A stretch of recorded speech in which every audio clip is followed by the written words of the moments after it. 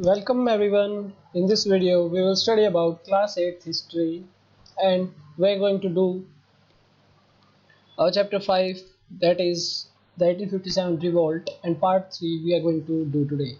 So let's start today's topic, that is the company fights back. So देखिए, पहले parts में हमने complete कर लिया था कि कौन कौन से लीडर कहाँ से फाइट अप कर रहे थे, बट इस टॉपिक में हम पढ़ेंगे कि ब्रिटिशर्स जो अभी तक हारते आ रहे थे, ओके, ब्रिटिश लोग जो अभी तक हारते आ रहे थे वेरियस जगह पे, वो फाइट बैक करते हैं, कैसे करते हैं, क्या उनका स्ट्रेटजी होता है, मतलब कौन उनका लीडर होता है, आप सब कुछ हम जानेंगे इस टॉपिक के अंदर।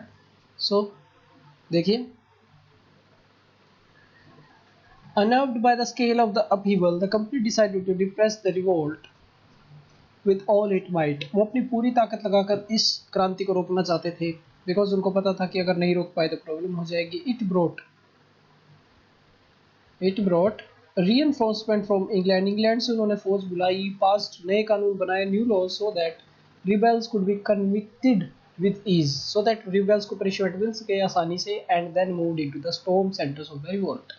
और फिर वो धीरे धीरे जो मेन सेंटर्स थे जैसे दिल्ली, लखनऊ, कानपुर, झांसी एक्सेट्रा, यहाँ तक जा सके और पूरे रिवोल्ट को ख़त्म कर सके। Delhi was recaptured from rebel forces in September 1857। So देखिए, बड़ी इंपॉर्टेंट बात है, दिल्ली को कब कैप्चर किया गया, देखिए रिकैप्चर अंग्रेजों के द्वारा किया गया सितंबर 1857। यहाँ पर एक क्वेश्चन आ जाएगा, when was Delhi recaptured, Delhi recaptured. So इसको रिकैप्चर किया गया भाई सितंबर 1857 में, और बहादुर शाह जफर को पकड़ लिया जाता है और सेंटेंस पूरी उम्र कैद दे दी जाती है, उनको भेजा जाता है बेसिकली रंगून। सो देखिए, उसकी उनकी वाइफ को भेजा जाता है रंगून, कब भेजा जाता है, अक्टूबर में, नेक्स्ट महीने, एक साल के बाद लेकिन भेज दिया जाता है। एंड बहादुर शाह जफर वहाँ पर लगभग 4 साल के बाद नवंबर में वो मर जाते हैं। सो ये तो कहानी थी दिल्ली की, ओके, ये जो कहानी है ये थी दिल्ली की। दिल्ली को सितंबर 1857 में ये कैप्चर कर लेते हैं वापस से, और नवंबर 1862 तक बहादुर शाह जफर की डेथ हो जाती है। बेसिकली मुगल सल्तनत अब खत्म हो चुकी थी, अब अंग्रेज़ों का राज शुरू होने वाला था दिल्ली में। The recapture of Delhi, however, did not mean that the rebellion died down that after that। इसका मतलब ये नहीं है कि दिल्ली को इन्होंने कैप्चर कर लिया सितंबर 1857 में और रिबेल एकदम से खत्म हो गया या डर गए लीडर्स, नो वे, ऐसा नहीं था। The people continue to resist and battle the British. लोग अभी भी रेजिस्ट कर रहे थे और इस मूवमेंट में पार्टिसिपेट कर रहे थे। The British had to fight for 2 years। लगभग देखिए अंग्रेज़ों को 2 साल तक लड़ाई करनी पड़ी, 2 years तक ये फाइट करना पड़ा इसके लिए, सो दैट इस मूवमेंट को दबा सके। आगे चलते हैं हम लखनऊ में आपको याद होगा कि ब्रिटिश कादिर थे, तो ये मार्च 1858 तक कैप्चर कर पाई। रानी लक्ष्मीबाई को भी डिफीट और हरा दिया गया जून 1858 तक। सिमिलर रानी अवंतीबाई भी आप सभी को पता है, वो भी स्टार्टिंग में जीती थी, मांडला की बात है, बट सभी तरफ से अंग्रेजों ने घेर लिया और उनको भी हार का सामना करना पड़ा। तांत्या टोपे भी जंगलों के रास्ते से भागकर एंड गुरिल्ला वॉर लड़ते रहे, बट उनको कैप्चर कर लिया गया और अप्रैल 1859 में उनको भी मार दिया गया, पनिशमेंट दे दी गई बेसिकली। तो आप देख सकते हैं, देखिए हम जानेंगे यहाँ पर लखनऊ को कब कैप्चर किया गया। लखनऊ को कैप्चर किया गया भाई मार्च 1858 में, सिंपल, ओके। झांसी को कब कैप्चर किया गया, रानी लक्ष्मीबाई की डेथ के साथ, दैट इज जून 1858।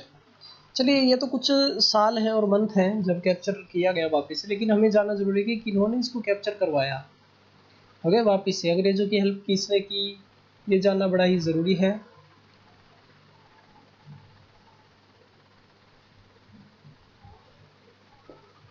सो देखिए, आगे चलते हैं। Just as victories against the British had earlier encouraged rebellion, the defeat of rebel forces encouraged desertion। जैसे अंग्रेजों के खिलाफ लड़ाई में जब जीत रहे थे तो क्या हो रहा था, देखिए रिबेल बढ़ रहे थे ना। देखिए जैसे मेरठ में जीत गए, दिल्ली में जीत गए, तो रिबेल बढ़ते जा रहे थे। लेकिन अब जैसे जैसे हारेंगे तो रिबेल्स कम होते जाएंगे, मतलब लोग थोड़ा हटते जाएंगे। The British also tried their best to bring back the loyalty people. अब अंग्रेज़ों ने एक चीज़ और करी कि अब लोगों की लॉयल्टी वापस से ली जाए, मतलब अब उनके समर्थन में आए लोग कि यस, हम आपको सपोर्ट करेंगे सर, इस प्रकार से उन्होंने अनाउंस किया रिवार्ड लैंड होल्डर्स के लिए, ओके, कि भाई जो लैंड होल्डर्स हैं उनको अपनी ज़मीन का अधिकार मिलेगा, सो दैट वो दोबारा से रिबेल ना करें। भाई जमींदार भी थे, आपको पता है सभी को 1857 के रिवोल्ट में, तो उनकी ज़मीन छीन ली गई थी, इसीलिए थे वो रिवोल्ट में, लेकिन उनको वापस दे दी गई ज़मीन 1857 के रिवोल्ट के बाद, सो दैट वो दोबारा से रिवोल्ट ना करें, वो खुश रहे। Those who have rebelled were told that if they submitted to the British and if they had not killed any white people, देखिए इनको बोला गया कि अगर जो युद्ध लड़ रहे हैं, जो ये रिबेल कर रहे हैं, अगर वो सबमिट कर देते खुद को अंग्रेज़ों के सामने और अगर उन्होंने किसी भी वाइट लोग को नहीं मारा है, दे वुड रिमेन सेफ, उनको कुछ भी नहीं होगा, उनके राइट्स, लैंड, ज़मीन सब कुछ उनको मिलेगा, कुछ भी डिनाई नहीं किया जाएगा, लेकिन कंडीशंस थी। Nevertheless hundreds of sipahis rebels nawabs were tried and hanged, लेकिन फिर भी बहुत सारे सिपाहियों को, रिबेल्स, नवाब, राजास को ट्राई किया गया और हैंग किया गया। ओके, उनको फांसी की सजा दी गई। ये था 1857 की क्रांति, जो कि बहुत ही ज़्यादा इम्पोर्टेंट है हमारे हिस्ट्री के पॉइंट ऑफ व्यू से, इंडियन हिस्ट्री के लिए बहुत ही ज़्यादा इम्पोर्टेंट है 1857 की क्रांति। सो देखिए अभी हम चलते हैं हमारे आगे और लास्ट टॉपिक इस चैप्टर के।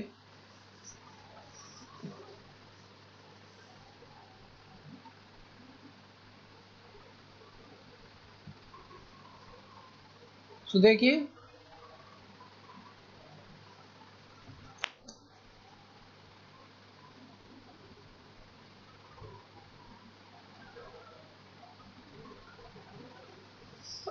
Aftermath, the British had regained control of the country by the end of 1859। देखिए लगभग 1859 तक अंग्रेजों ने वापस से कब्जा कर लिया था कंट्री पर, but they could not carry on ruling the land with the same policies anymore. लेकिन इनको पता था कि इनकी पॉलिसीज में कुछ ना कुछ खराबियां थी, कमियां थी, इसीलिए रिवोल्ट हुआ था। तो इनको अपनी पॉलिसीज बदलनी थी, अपना कुछ एक्ट्स और पॉलिसीज थी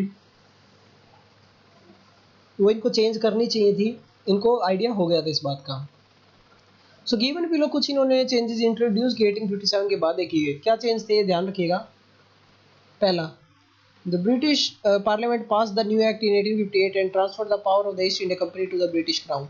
अब 1857 के बाद क्या होता है, 1857 के बाद क्या होता है, 1858 में एक एक्ट पास की दी जाती है। कहाँ पर पास होती है, ये होती है पास ब्रिटेन के पार्लियामेंट में। ओके, इस एक्ट के तहत क्या होता है कि ईस्ट इंडिया कंपनी को अब हम हटा देंगे और इसकी जगह पर राज कौन करेगा, क्राउन, मतलब जो महारानी है इंग्लैंड की, जो राजा है वहाँ के, वो राज करेंगे यहाँ पर। Okay, a member of British cabinet was appointed. अब ब्रिटिश कैबिनेट से एक मेंबर को भेजा गया था जिसको बोला गया था secretary for the state of India and made responsible for all matter related to the governance of India. और उसको कंप्लीट इंडिया के लिए रिस्पांसिबल बना दिया गया था। ही वाज गिवन, उसको एक काउंसिल दी गई थी काम करने के लिए जिसका नाम था इंडियन काउंसिल। सो देखिए एक सेक्रेटरी भेजा गया था और इसके पास थी एक काउंसिल काम करने के लिए जिसका नाम था इंडियन काउंसिल, बिकॉज इंडिया में थी।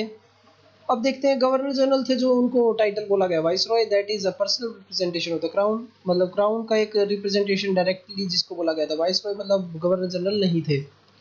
तो these measures British accepted directly responsible for ruling India, because in सभी को मानते थे जो ये चेंजेस नहीं आए थे पहले, इनकी वजह से इनका मानना था कि ये रिवोल्ट हुआ है, अगर ये चेंजेस अच्छे से किए जाते तो ये रिवोल्ट नहीं होता। ये तो था 1858 का एक्ट। आगे देखते हैं second.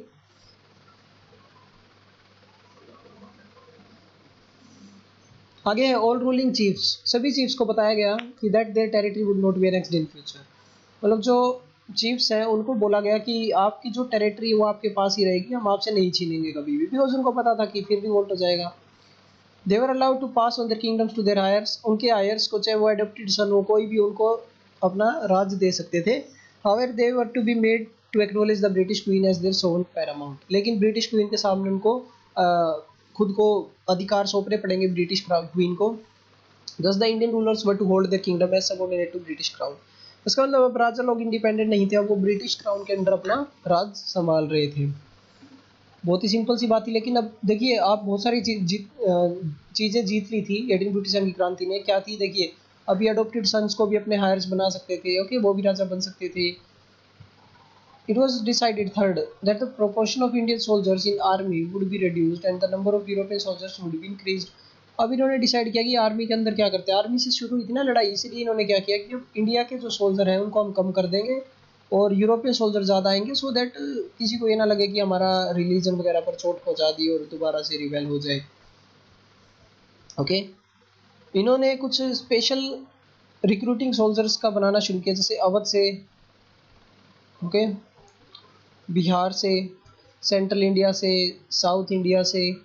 And moles was recruited from among the Gorkhas, Gorkhas से अपॉइंट की इन्होंने, सिख से और पठान से, अलग अलग इन्होंने ये इनके इन्फेंट इन्फेंट्री बनाई इनके अलग अलग, क्योंकि रेजिमेंट्स बनाए इनके अलग अलग।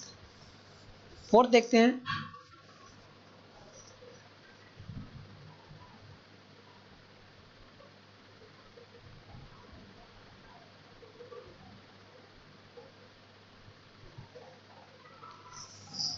Fourth, the land and property of Muslims were confiscated on large scale and they were treated with suspicion and hostility। देखिए मुस्लिम्स की प्रॉपर्टी को ज़्यादा वो कॉन्फिस्केट किया गया था और उनको खतरे के तौर पे देखा जाता था।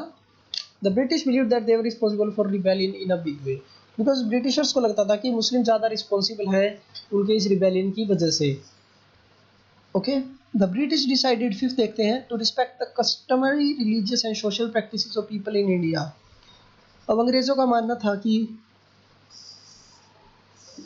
जो इनकी रिलीजियस प्रैक्टिस है इंडिया के लोगों की, और जो इनके खुद की एक, ये मान लीजिए सोशल सामाजिक जो प्रैक्टिस है जो ये समाज में करते हैं अपना, वो इनको करने देना चाहिए, ठीक है, और इसकी हम रिस्पेक्ट करेंगे। ओके, ये इनका मानना था।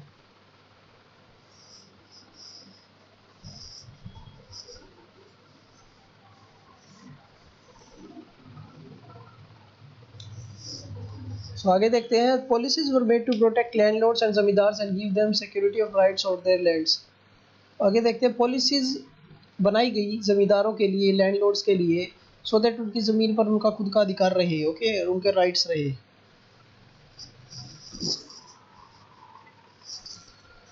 तो ये था एक नया तरीका 1857 के बाद के रिवोल्ट का, जो बड़ा ही ज़रूरी है।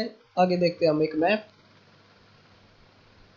तो मैप में आप देख सकते हैं मेन सेंटर्स ऑफ रिवोल्ट देख सकते हैं, रेड मार्क से हैं जो लखनऊ, कानपुर, झांसी, मेरठ, दिल्ली, बरेली, फैजाबाद। ये जो वाइट कलर में आपको दिख रहे हैं रेड मार्क के साथ, ये तो है मेन सेंटर्स। और अदर सेंटर्स आप देख सकते हैं, सियालकोट तक है, ऊपर लाहौर पाकिस्तान तक गए हुए हैं, जलंधर, रोहतक, अलीगढ़ यूपी में, ठीक है। और हमारे पास जैसे नीचे जाएं तो Mhow, Neemuch, Nasirabad, Dinapur, north eastern side जाएं तो बनारस यूपी में। तो इस प्रकार से देख सकते हैं, बहुत सारा एक एरिया इन्होंने इम्पोर्टेंट सेंटर्स का देख सकते हैं, बहुत सारा एरिया कवर कर रखा है कंट्री का। और देखें तो छोटे छोटे गांव वगैरह जो अभी इसमें इंक्लूड नहीं है, वहाँ पर भी डेफिनेटली रिवॉल्यूशन हुई होगी। सो ये था हमारा 1857 का रिवॉल्ट। और इसके बाद है हमारे पास एल्सवेयर। देखिए क्या हो रहा था, ये जानना बड़ा ही ज़रूरी है। देखिए, heavenly kingdom of great peace, while the revolt was spreading in India, a massive popular uprising was raging in the southern parts of China. China में भी एक अलग ही मूवमेंट चल रहा था। ये स्टार्ट हुआ 1850 में and could be suppressed only by लगभग मिड 1860s, यानी 1865 के आसपास तक बंद हो चुका था। इसमें क्या था कि होंग शिव क्वान ने लीड किया इसको फाइट करने के लिए, सो दैट इनका किंगडम वापस आ सके। इसको बोला जाता है टाइपिंग रिबेलियन, ये एक टाइपिंग रिबेलियन था। और ये भी हमारी तरह ही एक रिबेल कर रहे थे, सो दैट इनके ऊपर जो यूरोपियन पावर वो हटा दी जाए। सो ये इतना इम्पोर्टेंट नहीं है जानने के लिए, बिकॉज इसके बेस्ड क्वेश्चन नहीं आएंगे। नेक्स्ट चलते हैं लेट्स रिकॉल पर। सो देखिए हमने मोस्टली चीज़ें पढ़ ली, तो हम थोड़ा सा डिस्कस कर लेते हैं इनके बारे में। पहले है कि what was the demand of Rani Lakshmibai of Jhansi, that was refused by British. Demand क्या थी रानी लक्ष्मीबाई की, ये थी कि उनके अडॉप्टेड सन को हायर बना दिया जाए, राजा बना दिया जाए, बट वो मान नहीं रहे थे अंग्रेज लोग। Second, what did the British do to protect the interest of those who were converted to Christianity. जो क्रिश्चियनिटी में कन्वर्ट कर लेते थे उनको ज़मीन मिल जाती थी, उनके जो पुराने राइट्स थे वो सभी मिल जाते थे, उनके ऊपर कोई डिस्क्रिमिनेशन अब नहीं होता था। Third, what objections did the sepoys have to the new cartridge. They उनका ऑब्जेक्शन था कि it was made from cow fat और fat of the pig, so they will not use it. ये कुछ ऑब्जेक्शन था उनका। नेक्स्ट है, वो how did the last Mughal emperor leave the last years of his life. Last years उसने Rangoon की jail में बिताए और 1862 में उनकी डेथ हो गई थी। ये कुछ लास्ट मुगल ईयर्स थे एम्परर के। देखिए बहुत ही सिंपल ये चैप्टर था, ज़्यादा इसमें कोई टफ ये बात नहीं थी, आप देख सकते हैं सिंपल सा रिवोल्ट था। ओके, सो ये हमारा 5th चैप्टर कंप्लीट हो जाता है इसी के साथ। So you need to write down question answers and main काम है लाइक शेयर और सब्सक्राइब जरूर करें चैनल को, ज़्यादा से ज़्यादा शेयर करें अपने दोस्तों के साथ, अपने रिलेटिव्स के साथ शेयर करें चैनल को, सो दैट सबको एक हेल्प मिल जाए इससे पढ़ने की, ठीक है। So hope you like the video and ज़रूर से ज़रूर शेयर करें। So thank you.